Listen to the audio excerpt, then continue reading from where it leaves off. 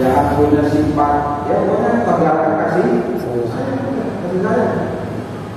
Jadi wahayawan dan hewan itu kita sayang.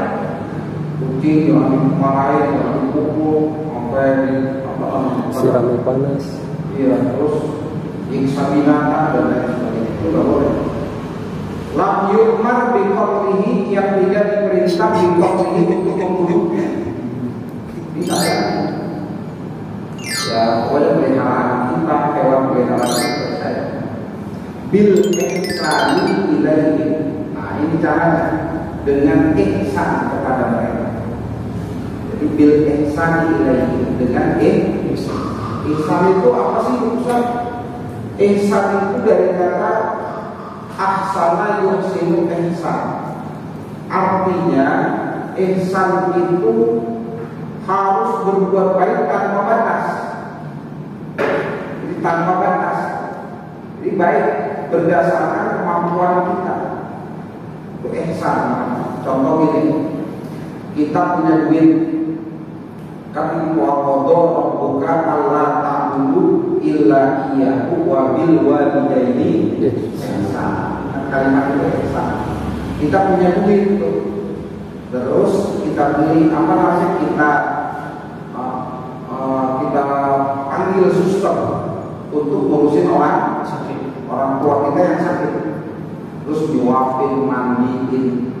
Sedangkan kewajiban kita itu menurut kita itu udah selesai. Benar nggak kira-kira? Secara zahir itu udah selesai, kan saya urusin. Tapi belum ihsan kalau anak kita belum mandi. Itu makanya ya. Belum ihsan kalau mulut kita belum nyuapin orang. Itu masih belum sampai ke situ. Jadi kan kadang kita egois. Sebagai seorang anak itu udah saya urusin, saya sewain suster, saya pekerjakan suster, pokoknya mandi semua, gajinya saya cukupin, pakaian dipakai, itu harus ihsan. Itu belum ihsan. Jadi hati-hati kita. Jadi kadang kita merasa itu sudah berat. Bil ihsani ilaihim, dengan berbuat ihsan kepada mereka, kepada manusia dan kepada hewan. Jangan sampai kita benar.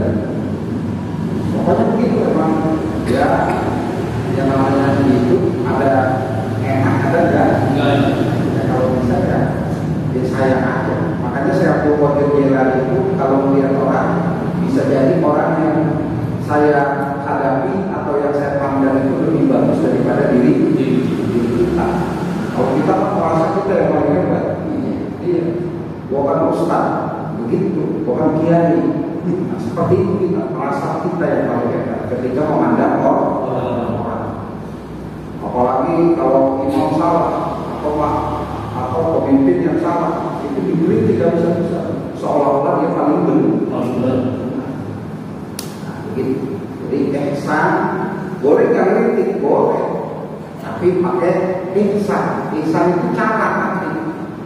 Begitu jadi ihsan, nggak salah-salah. Emang betul dia dibilang. Nanti kalau baca Fatihah jadi imam yang benar secara fikih. Nah, tapi ihsan, ada caranya. Nanti caranya yang terdengarkan atau nanti diajari dan lain sebagainya. Maka kultur kita di pesantren nggak pernah jadi imam. Kenapa ihsan itu ini? Imam baca salah, pakai yang orang pasir, betul kan? Ini ada orang yang pasir. Nah, ihsan itu menyempurnakan. Maka ada kiai datang di belakang, sholatnya di belakang itu, nggak di depan. Nggak pernah di depan, pasti di belakang. Nah, kiai yang menyempurnakan, imam yang nakis tadi, yang orang. Kalau kita kan merasa susah begitu. Nah, begitu. Itu nggak ihsan. Seperti itu. Emang secara fikih betul nggak? Betul tidak? Secara fikih. Maka kalau seandainya di dunia hancur. Pakai fikih. Kalau fikih semua hancur. Dan kalau seandainya pakai tasawuf saja zindik. Kenapa? Gak ada yang kerja, gak ada pembangunan. Kata Allah kaya, kata Allah akhirat. Nah maka fikih dan tasawuf bagaikan dua rel kereta api Jakarta Surabaya sampai Depok, sampai nggak? Sampai. Sehingga jadi harus berdiri, nggak bisa ditumpuk, nggak bisa disatukan. Jadi fikih dan tasawuf itu berdiri, nggak bisa dijadikan satu. Kalau fikih saja kasar. Contoh tetangga kita jual ayam, pidana, potong, kisos. Nah, nanti begitu. Lain lagi kalau ihsan, apa namanya tasawuf? Fikihnya tuh. Kalau tasawufnya lihat lagi, nanti aspek akhlaknya dilihat, aspek sosiologisnya dilihat. Itu penting. Jadi nggak kasar. Seperti itu. Jadi semua beriringan, dijadikan satu tidak bisa, atau ditumpuk nggak bisa, harus beriring. Nah, begitu. Dunia ini pakai tasawuf aja repot. Nyolek rumput, nyabut rumput, itu istighfar 350.000. Kenapa? Karena membuat sesuatu yang hidup menjadi mati. Ya. Bangun rumah berapa tahun kira-kira? Bangun masjid berapa tahun? Satu rumput. Harus lapangan. Banyak kira-kira? Seperti itu. Kalau pakai tasawuf saja tidak tercipta pembangunan dan peradaban. Kalau pakai fikih saja, jadi bagaimana? Oh, rumput saya gusur, tapi ganti di tempat yang lain. Oh, sawah saya gusur jadi perumahan fikih. Tasawufnya pikirin tuh apa? Air buangnya di mana? Nah, itu maka lahirlah dari situ ilmu namanya amdal. Begitu. Quran itu luar biasa. Kenapa? Yu'minuna bil ghaib, berpikir maju ke depan. Jadi aspek yang ditimbulkan, jangan dikira kiai nggak ngerti amdal, karena Quran ngajarin seperti itu. Di maka Quran itu multi ilmu. Karena Rasulullah SAW adalah satu uswatun hasanah, contoh yang baik. Nah itu bil ihsani ilaihim, dengan ihsan kepada mereka. Hasuna yasunur rahman ilaihim, maka Allah akan baik kepada mereka. Kalau kita baik, Allah akan baik. Jadi tidak rugi kalau baik orang. Kita kan berpikirnya rugi.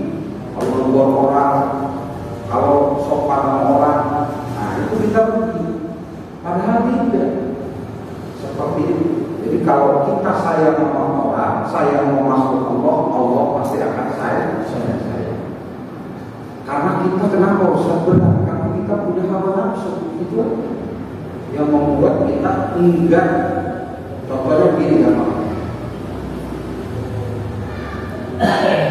contohnya saudara kita datang bertamu ke rumah kita. Terus puan kita di puan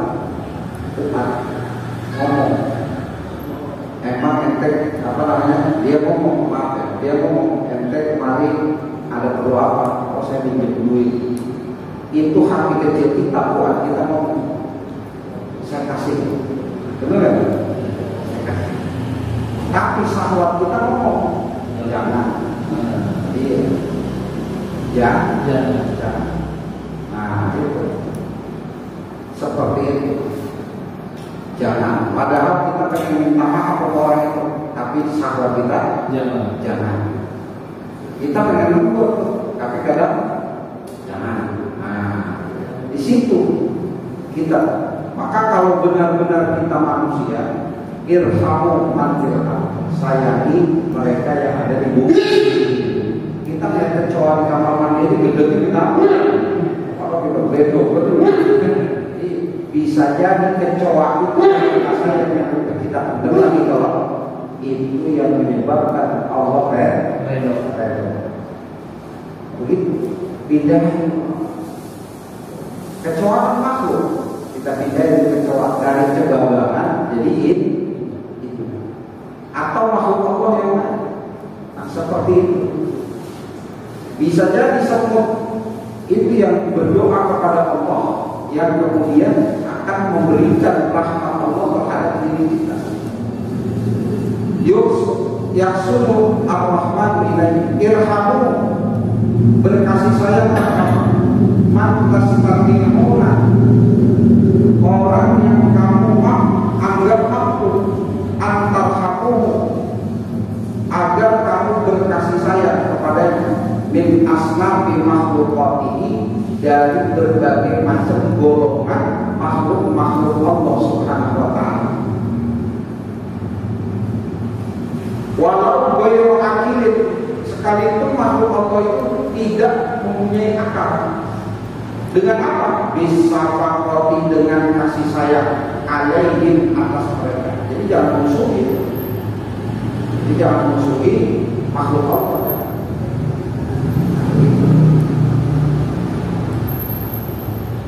Wa du'a ikum lahum, dan doamu bagi mereka birrahmati, dengan rahmat, wal maghfirati, dan ampunan, yarhamul malaikat, maka malaikat akan memberikan kasih sayang